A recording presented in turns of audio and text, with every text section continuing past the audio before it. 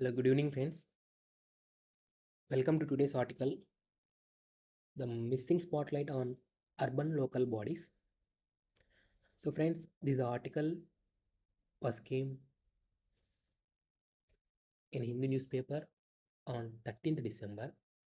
So, before that, let me introduce myself and provide a small disclaimer. So, friends, in this channel, I'm going to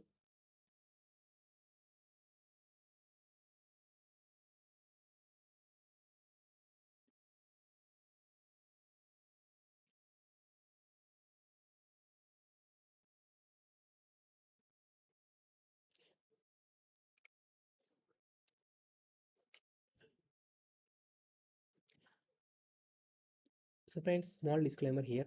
In this channel, I'm going to discuss news articles from Hindu, Telangana Today, and the Financial Express Pioneer.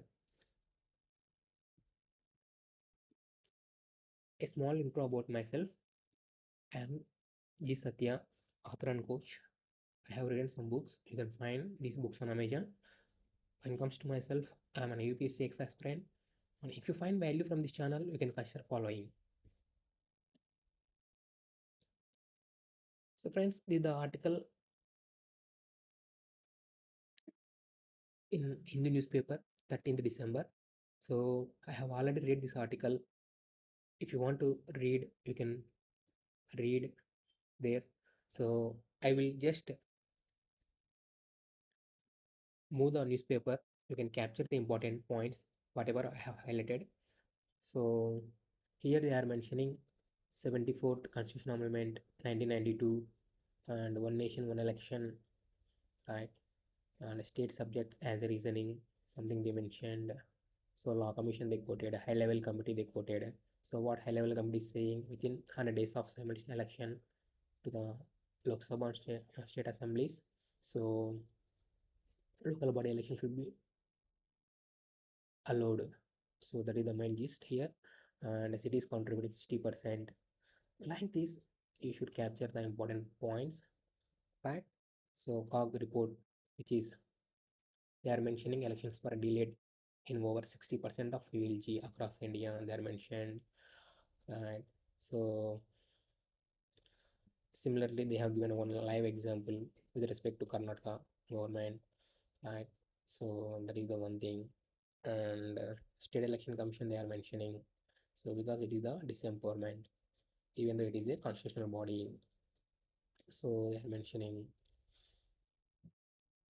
right? And they're quoting about COG report.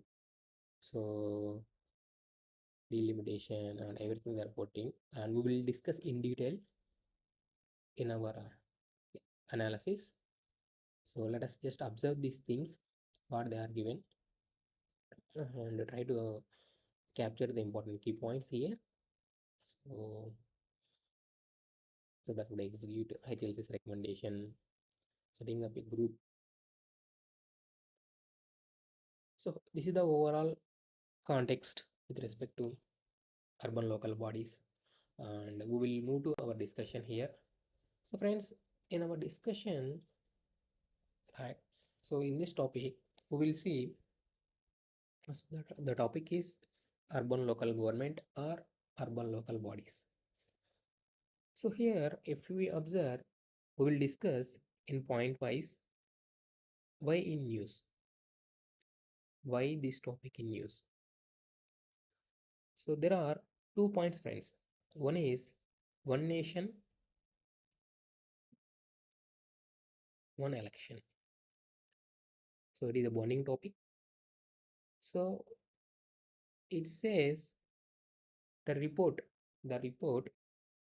so which has come in recent past. So it is saying within 100 days of nation election, simultaneous election for the urban local bodies should go. So it is a beautiful opportunities for the urban local bodies to empower themselves. When it comes to second points, that is the COG report. So COG report says nearly 60% of urban local bodies elections are not properly conducted. Elections are not conducted. These are the two important points you can quote as an introduction when you start a question and answer, even essay also with respect to urban local bodies. So if we see the history, so how these urban local bodies started in India, you will see. Right. So friends, till now, if you have any questions with respect to this one, you can ask me here. So yes, friends. 1 second. Yeah.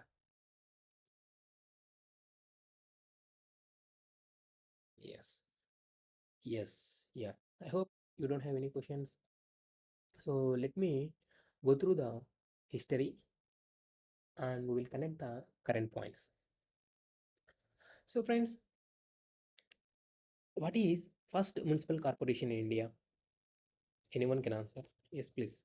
Let me see in short. So what is first municipal corporation? So first municipal corporation was Madras. Very important for GK point of view. So it is set up. So it was set up in 1687.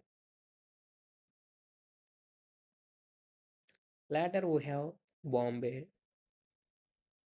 So later we have Bombay and Calcutta, which were set up in 1726.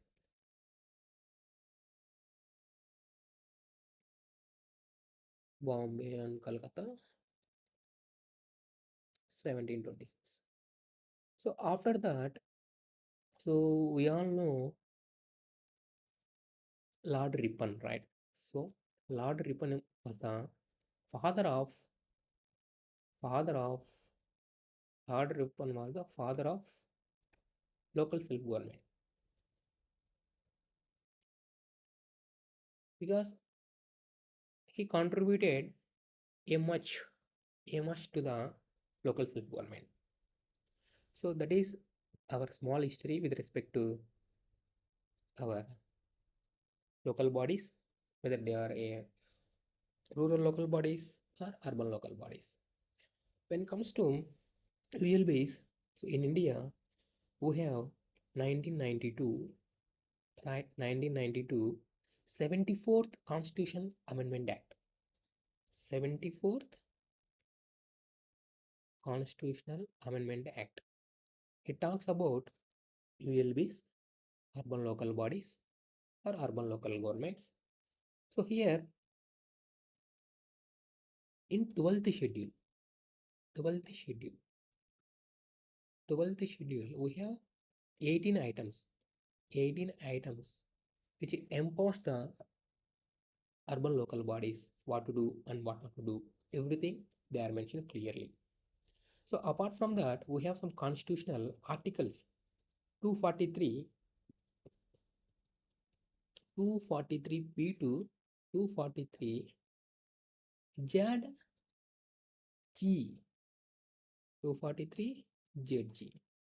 So these are the three important points you should quote because these articles and schedules and amendments gives the authority to urban local body. So don't forget to mention in your answer when you are writing.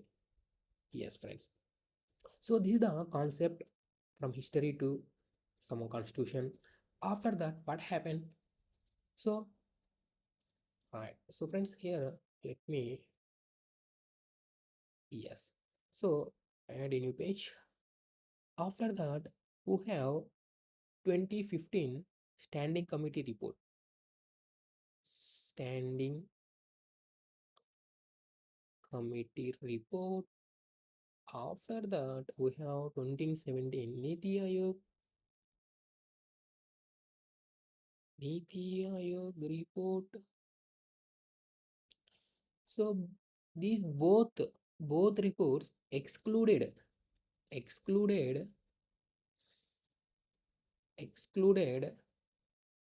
ULBs. It is not possible to conduct elections along with one nation, one election, right? So along with the states and center, it is not possible to conduct one local bodies. But very recent, the report given by high level committee. So what we have seen in the newspaper, they are mentioning HLC, right? This is the HLC, high level committee report. So it is taken consideration of ULBs. So conduct the elections for the urban local bodies immediately after 100 days of one nation, one election. So that is the news. That's why we are reading about these urban local bodies. So friends, in urban local bodies, right? So we will see what are the urban local bodies present in India. So let me add here some types of the things. Yes. So friends, these are the urban local bodies present in our India. Right. So municipal corporations,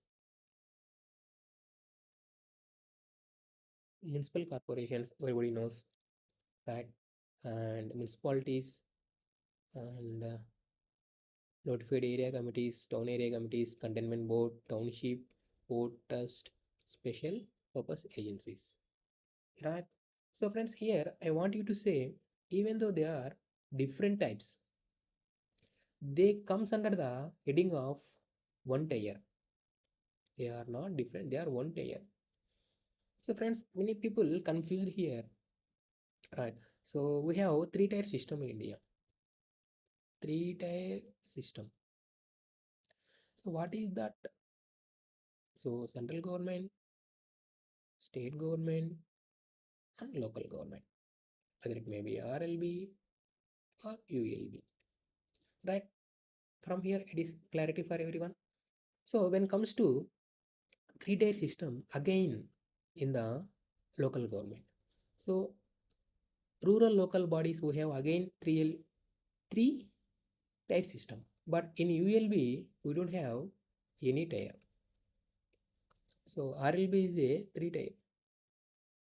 But here ULB is a single tier. So what are these three tiers RLBs? Like you should read in depth. Like I will give the clue: Gram Panchayatis, Panchayati Samiti, and Jilla Parishad.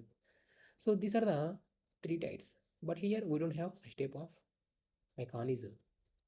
Got it? So I hope you got my point. So when it comes to functions of these local bodies or urban local bodies, we will see here. So friends, we have different functions. So what are the functions? We will see here. So I have taken some concept.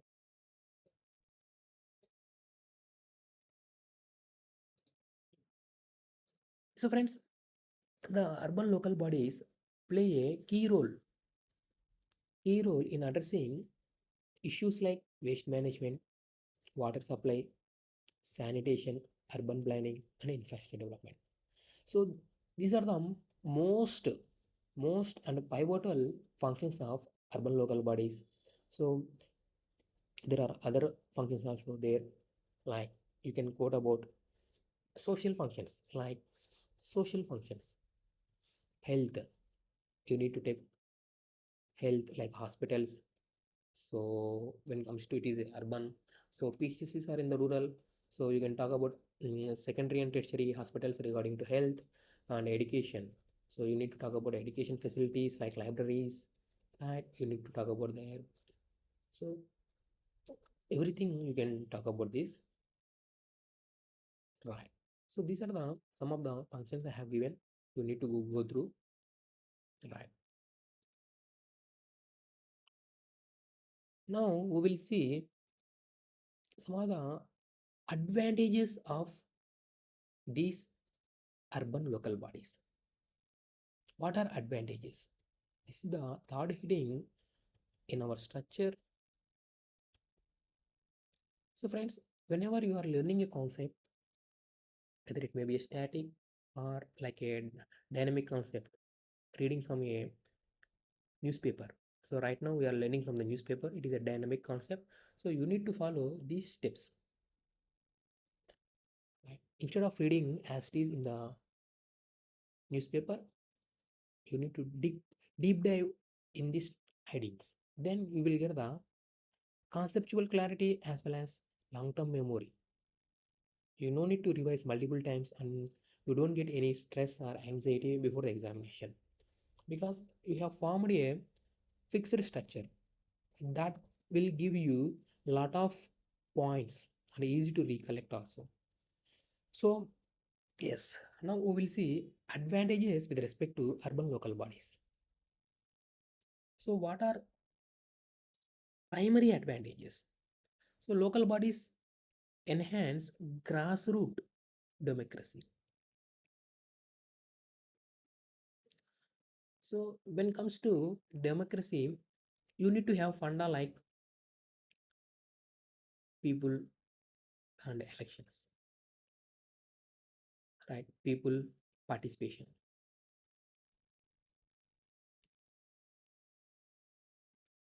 representation. These are the funda for the democracy. So grassroots democracy. So urban local bodies enables to participate in elections everybody.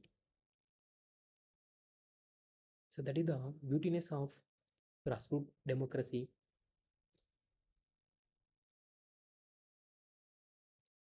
And economic growth. How these urban local bodies help us for economic growth. So friends, in the article they are mentioning, so you need to connect the points from the articles whenever you are reading. So it is a static and dynamic. You need to connect both ways. So cities contributing 60% of our Indian GDP, right? So that is the economic growth. So if the cities are developing quite fast, India will develop. Our economic aspiration. Yesterday we discussed one article in that they are talking our economic aspiration is third largest democracy. Sorry, third largest economy. Right? We are the largest democratic country. There is no doubt. But when it comes to economy, we want to become third largest economy. So that is our aspiration with respect to economy. If you want to grow in terms of GDP, cities are backbone, right? So urbanization, we are rapidly doing urban and becoming urbanization. So urbanization sometimes a positive, sometimes a negative. So you all know that it is a double-edged sword, right? So now we move to the next advantage, that is social equity. How urban bodies provide social equity.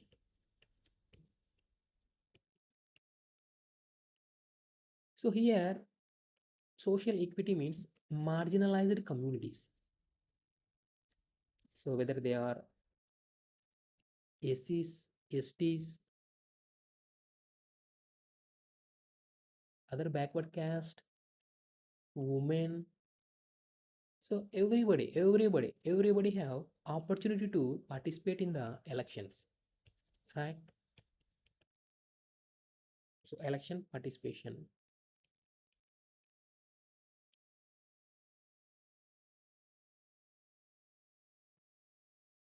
Yes, friends. So that helps you to achieve social equity. So it is the one of the constitutional value. You need to have this principle and code everywhere whenever you are talking about advantages or positives or benefits. You think about this point.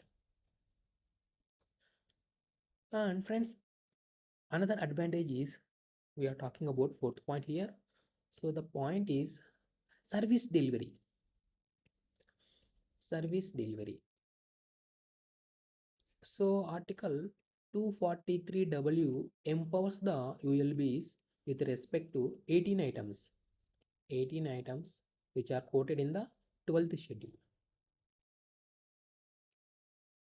So there, from there, it have it has to implement their powers with respect to water supply, whether it may be drinking. So it needs to address drainage, waste management, right? So electricity, so road, clear cut roads and lighting, health, education, everything are at the tip of the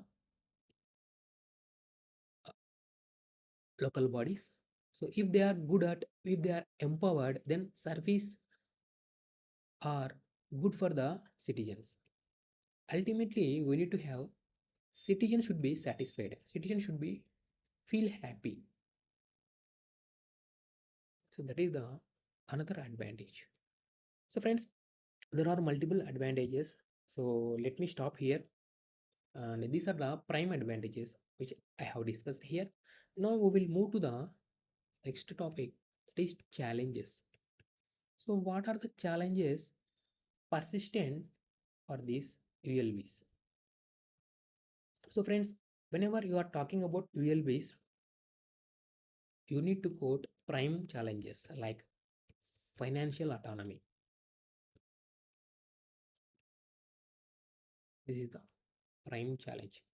So even though there are a lot of functions, right, lot of functions powers as mentioned in the article 243W, but when comes to financial autonomy, there is very low powers. State governments are not allowing, right, to implement their financial powers. That is the challenge. Moreover, they don't have any sufficient funds. When it comes to another challenge, administrative weakness,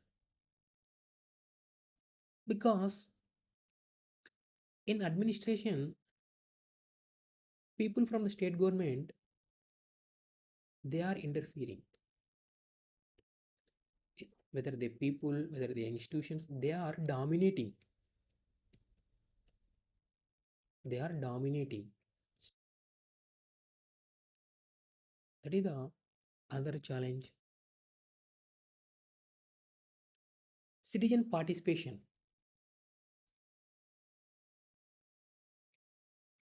because India is the largest country in terms of population, and people of India don't have awareness, low awareness. It is a common challenge.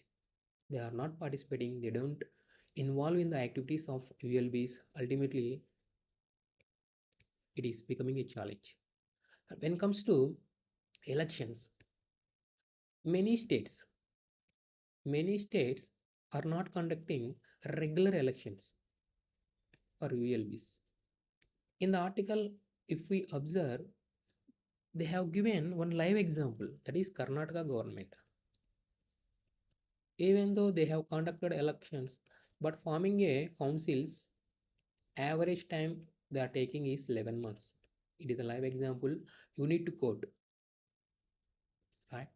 So in regular elections, what are the points they are taking for postponing of these local bodies elections? Any points, friends? Generally, they will talk about reservations. So reservations are not ready. So that's why we are postponing elections for the ULBs or even RLBs. And delimitation. These 2 points are becoming weapons for the state governments to postpone elections for the local bodies. Right, friends? So these are the prime challenges. Even though there are some other challenges like general challenges, you need to deep dive yourself and brainstorm yourself. Right? Majorly, we should focus on financial autonomy and administrative weakness, elections, and live examples, citizen participation. Now we move to the some solutions. So friends, what our government doing with respect to these local bodies? So we will see government role. So what government did? Government amended our constitution, right? So finally form one act in 1992, right? So given 12th schedule and 18 items, article 243W, empowering the ULBs. From the constitution side and legalities, government has done its role. So whether still there is a lot of challenges what we have seen there. So any other support from the government we need to talk here, right? So nowadays government considering, when you come to the recent topic, government considering high level committee recommendations, that is within 100 days after completion of one nation one election, and that is the state and central government elections, simultaneous elections, within after completion of 100 days you need to do you need to conduct the elections for the local bodies. So that is the beautiful point what we need to get from the article, right? Any other programs or schemes is government properly implementing, we will see. So friends, government implementing many schemes, right, with respect to improvement of cities or towns. So if you see smart city program 2015, so what it says, you you should deep dive there. After that we have amrut program, amrut program we have Hruday, right? Swachh Bharat Mission, Urban. Yes, friends, any other schemes? We have Amrut 2.4, Pradhan Mantri Awas Yojana, Urban,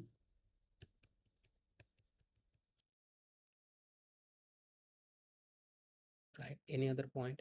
National Urban Digital Mission 2021. National Urban Digital Mission,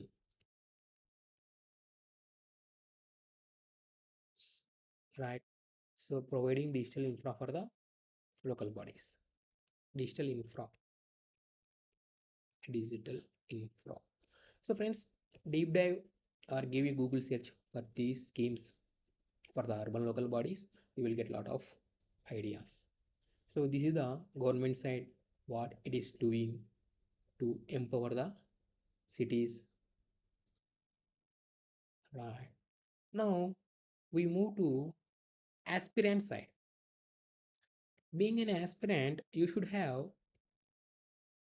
your own views, aspirant views. So proactive views.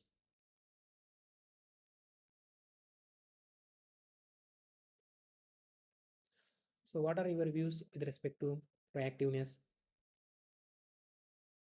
So here you should quote autonomy for the autonomy. You should have autonomy for the state election commission for conducting elections for the local body, autonomy for the state financial commission for proper devolution of taxes and funds. So that is the one thing. At the same time, you should code some critical observation, critical observations. So it means almost challenges, whatever we have discussed there, you need to talk about here. And finally, we should take the conclusion, that is the balanced conclusion. So friends, so you should talk with a current example. So we have HLC committee recommendations and simultaneous elections. So by taking opportunity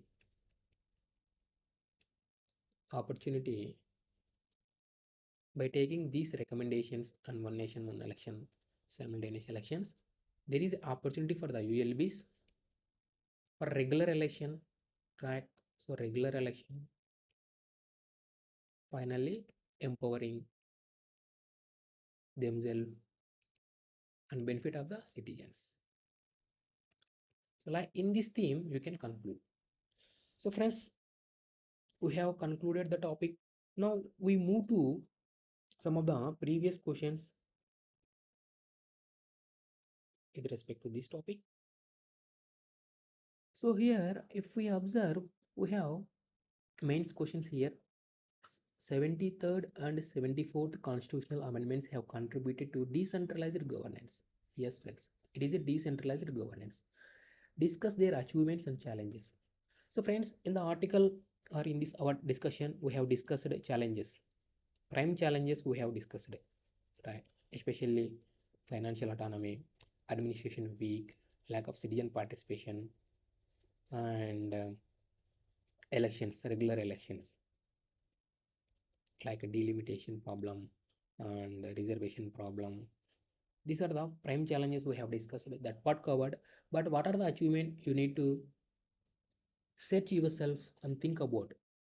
Let me give some few points what the these 73rd and 74th constitutional amendment achieved till now. I will give some brain ideas. So friends, the achievements are like positives.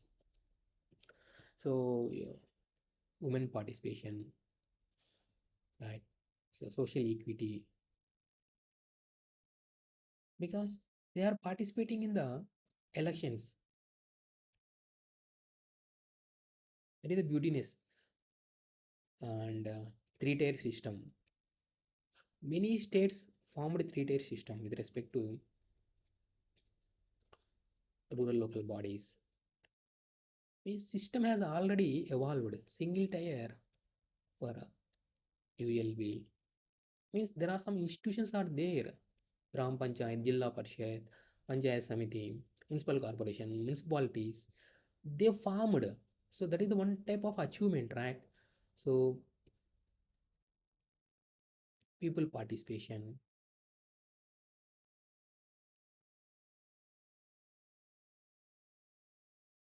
collection of taxes, efficient delivery of services. So you can write in these themes. When it comes to next question, critically examine financial autonomy of ULBs. Right. So friends, think about it and write your answer below the video. Now we will see some of the prelims questions here. Which of the following provisions included in the 74th Constitutional Amendment Act 1992?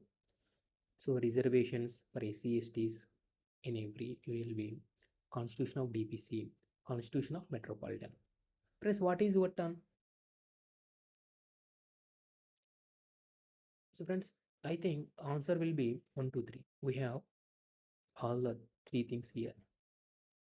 So which of the following is not a mandatory provision in the 74th Constitutional Amendment? So reservation of seats to women in ULBs, holding regular elections to ULBs, Constitution of State Financial Committees, providing creation of what committees. So first three are mandatory, friends. So seats for reservation for women should be mandatory.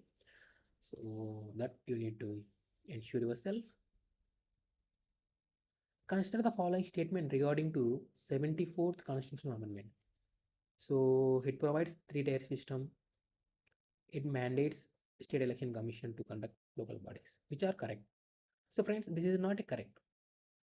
Three-tier system governance we can find in the rural local bodies like Gram Panchayat, Panchayati Samiti, Jilla Parishad.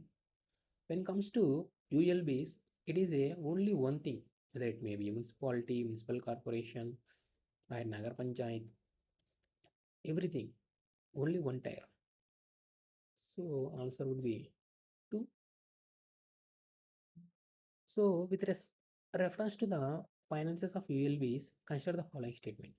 ULB can impose taxes to raise their own revenue. Yes, that is correct. State Finance Commission review financial position of ULBs. Absolutely. Yes, friends, the answer will be both 2. Yes, here they are given. When it comes to 74th Constitution of India, which of the following is correct? So a uniform structure for ULB across the all states. The power of taxation to ULB is a fixed term of ULB. So friends, so answer would be everything. So in the structure means only we have one thing. There is no structure. When it comes to urban local bodies, structure will be different for the different states. Some states have only 2 tiers. Some states have 3 tiers in urban local bodies. When it comes to ULBs, there is no such tiers, only single. So answer would be uniform, that is all are correct. So I hope you enjoyed these UPSC questions. Now we move to, for the benefit of SSC and bank aspirants, we will see some questions, some close states. So friends, 74th Constitutional Amendment Act was introduced in 1993 to provide framework for DAS governance in urban areas.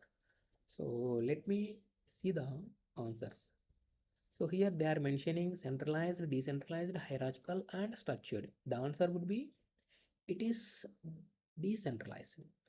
This amendment was aimed at urban local bodies functions as decentralized. Friends, if you don't know answer, you should read the entire paragraph, then do the answers. You will get some idea. So here decentralized, so answer would be decentralized. So delivering a essential civic service. However, despite its dash intent, the implementation of act has faced a significant challenge. So despite its ambitious, so friends, whenever despite comes, it is a negative terms. So definitely that would be a some positive things. When it comes to the again here implementation, right? Intent and implementation are positive things. Here they are mentioning challenges. So you need to talk about positive things in the option 2. One major issue is the lack of dash autonomy. So it is the financial autonomy. Although state finance commission were established to review financial needs of these bodies, many states either delay their formation of or fail to their recommendation. Fail to implement the recommendations. Friends, always we should implement the recommendations. Sometimes, right? So this has left ULBs depend on state governments for funding, enhance funding, limiting their ability. Since here, limiting their ability to address urban issues effectively. Another critical concern is the elections. They're talking about elections. So generally, they can't the regulation will not, management not conscious. So postponement of elections to ULBs. The election mandates that elections must held every 5 years, but delays are common, often leaving these bodies under administrative control. Such a delays as the principle of decentralization and reduce accountability citizens. So such delays undermine the principles. To overcome these challenges, it is crucial to empower ULBs with financial and administrative autonomy, strengthen role of SEC, and ensuring timely election are equally important. With these reforms, citizens can become engines of growth. Cities are becoming engines of growth and sustainable urban development and promote sustainable urban development. So, friends, this is the overall discussion. So, we have discussed the main concept from the article. Then we have seen some of the mains and the prelims questions for the benefit of SSC and banks people. We have discussed one close test. So friends, if you want these written notes and these questions as a PDF, you can check the link in the description, join there and get the PDFs. Once again, thank you for watching. We will meet with the next topic. See you there.